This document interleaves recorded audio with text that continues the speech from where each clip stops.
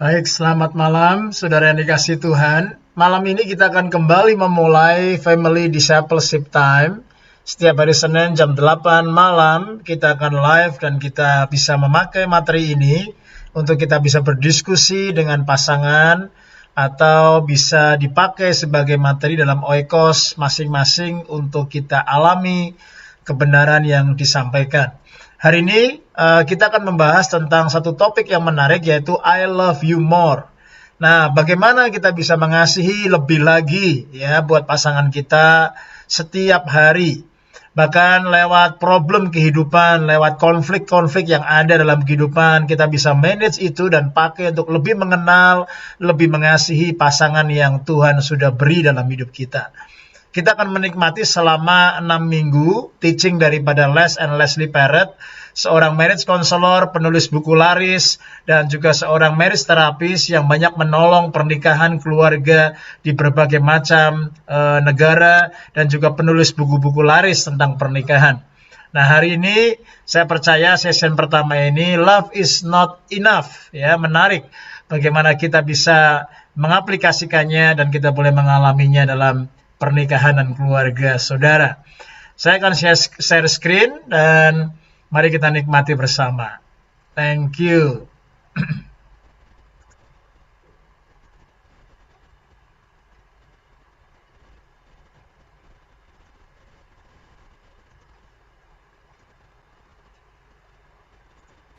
Every marriage, no matter how good it is, eventually bumps into problems. Everyday problems. That's right. And some of these problems kind of sneak up on us quietly, almost like a whisper. And others are about as subtle as a marching band. It's true. And I mean, it can be anything. Financial debt is something a lot of couples face. Infertility, communication meltdowns. Not that we know anything about that. No, we wouldn't know anything about it. Or even anger. Just lots of things impact us. The list goes on and on. What you may not know is that your problems can kind of become almost like a tipping point that get you to a place where you realize you love each other more than you ever thought you could.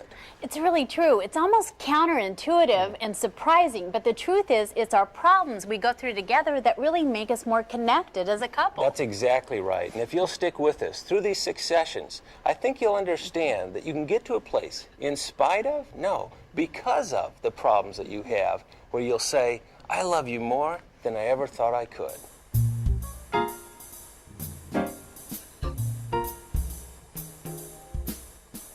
With each passing day, I love you more. Baby, you've got a way that makes me love you more. I love you more. I love you more. No, I love you more. No, I love you more.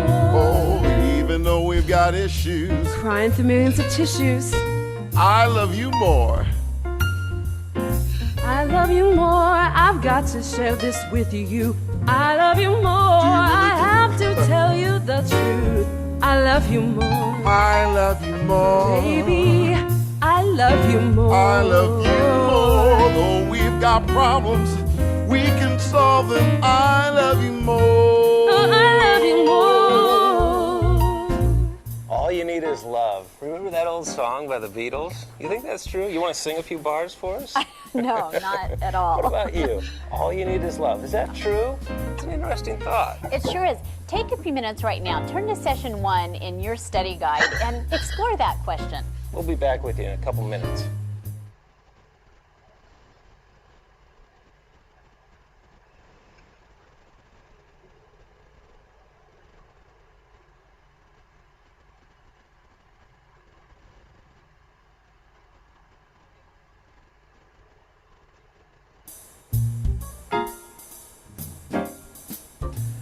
The Beatles have that song, All You Need Is Love. And is that true? Is that all you need in marriage? Is that all that you need is love? Most of us say, that's why we got married, because we love each other and so forth. So I want to just kind of toss that out to do a little dialogue on that. What do you guys think? Is that all you need for a good marriage? Absolutely not. I don't think. I mean, I love love. The love is the fun part, but you need more than that. You need commitment. You need, a lot of patience and willingness to change. I think that's probably as important. You need sex. A lot of people think. You need good sex. Some people think love and sex are the same thing, and they're not.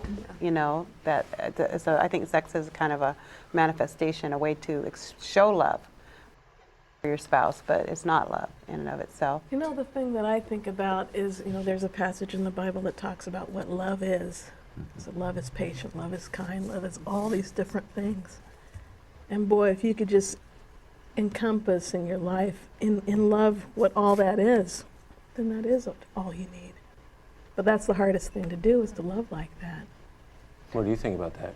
We've been married almost 7 years, and one of the things I've observed is that there is that initial in-love phase, and I think that is predominantly a feeling. You know, you can't stand to be apart from them, you don't want to hang up the phone, you can't say goodbye, all that jazz. And as you get married and you start to live life and do life, that feeling it does go away. And I remember when I first kind of realized that it doesn't go away, I don't love her less, it's just a different kind of interaction.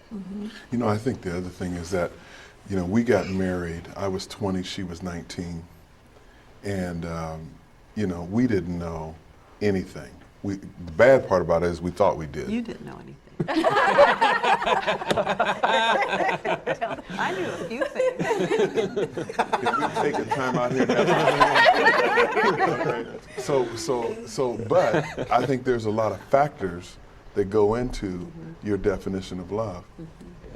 How you saw your parents, how you saw the people around you, etc. And so you come in with this fantasy and all this kind of stuff, and you know, you find out that that's not the way it is. I mean, you know, you may have grown up in a house like I did, where basically my mother did anything my dad told her. You know, that wasn't happening with Sister Girl. Okay, that wasn't happening. It still ain't happening. All right, we got to have negotiation, all that kind of stuff. Anybody else?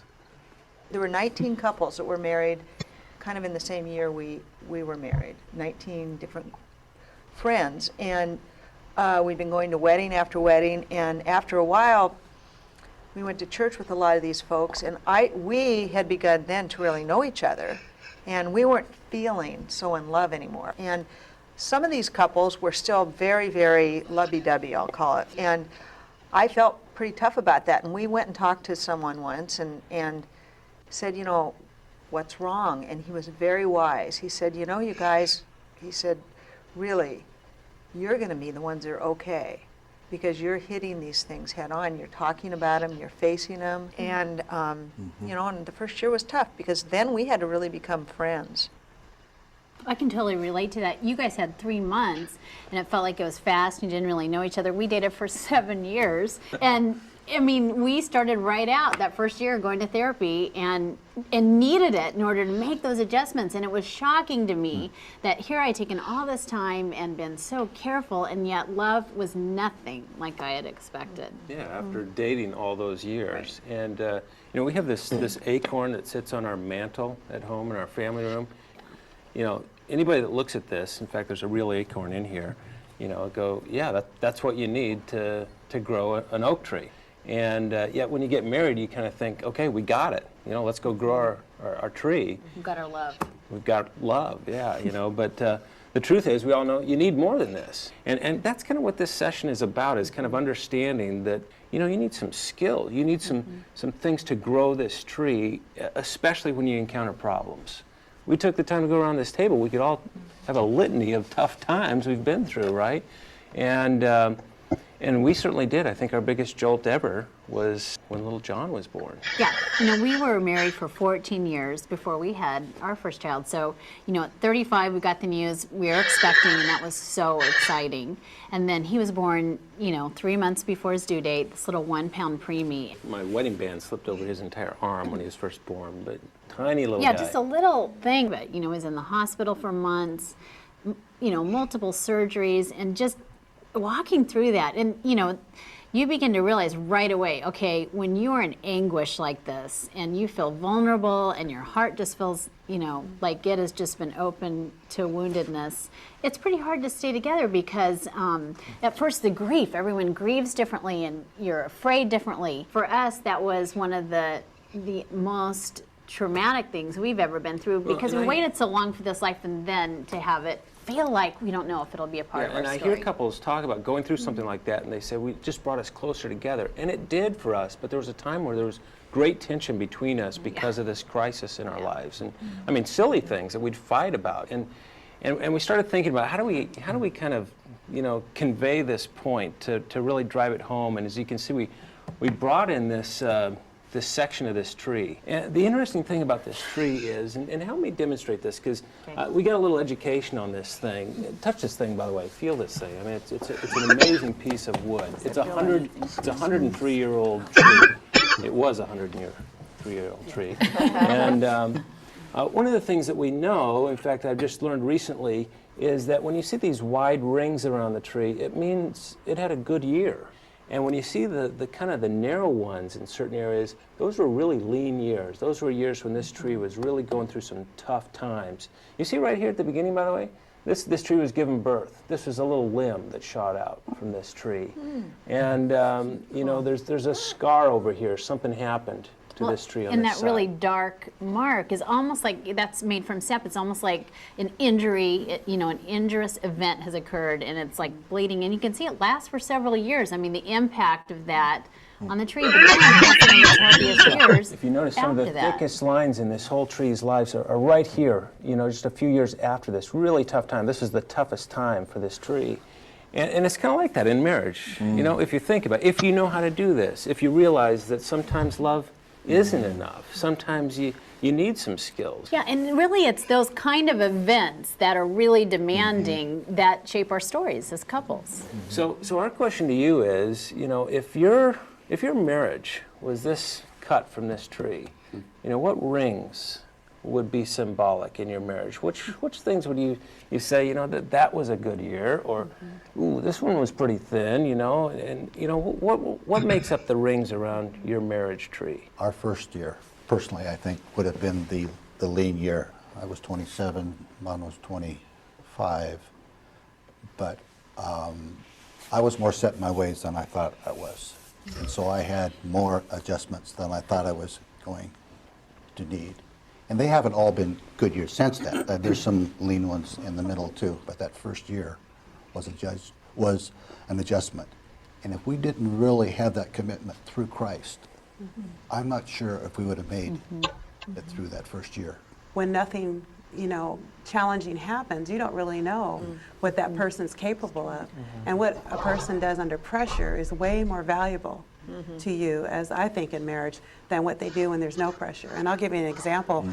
When Aaron had a brain tumor and had to have surgery when he was 26 and I was 25 with 3 little kids at home, that was a pressure situation, and I got to see the character that was really in him, even at 26, come out. So I think some of the things we've been through has shown each other what's really in there. And would you say that those years following that, did that bring you closer together, or was that? I think it did. It matured us. All right, so you guys had a pretty serious ring to deal with. Yeah, we did. It went on for about a 6 to 7 year period of time. And it was basically through some business activities I was involved with that ultimately led to me pleading guilty to signing false federal income tax returns. And as a result, it was devastating to us financially. It was devastating to us based on the community we lived in, the church we were involved in. I had to be away from my wife and 3 daughters for a 10-month period of time. So it really turned our whole world upside down.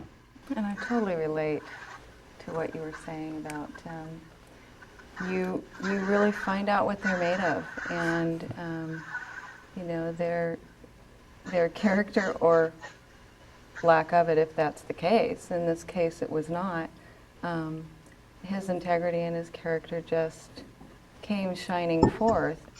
I tell you, coming out on the other side of it, and the maturity that you gain from it, and the depth and the insight that you gain from it, and just watching him go through something that I never would have guessed in our lives that we would have gone through. There were times he would apologize.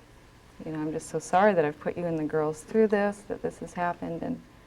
I could honestly look him square in the eyes and say, I wouldn't trade it. I wouldn't change it. I would do it again, knowing what we've gained from it has been so worth it. So worth it.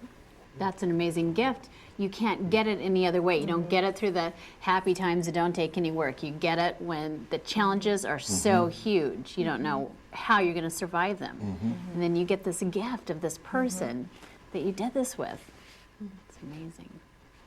You guys really kind of have a new ring almost developing before our very eyes because you're fresh in this experience. Talk to us just a little bit about that. The most just incredible thing we've been through most recently is the in vitro process. We've been trying for kids for about 5 years now, and it's been an amazing, amazing journey. And the in vitro thing is fresh. I mean, this is like Oh last yeah, week. last Friday we found out it did not work for us. And you don't get through something like that just by feeling in love, do you?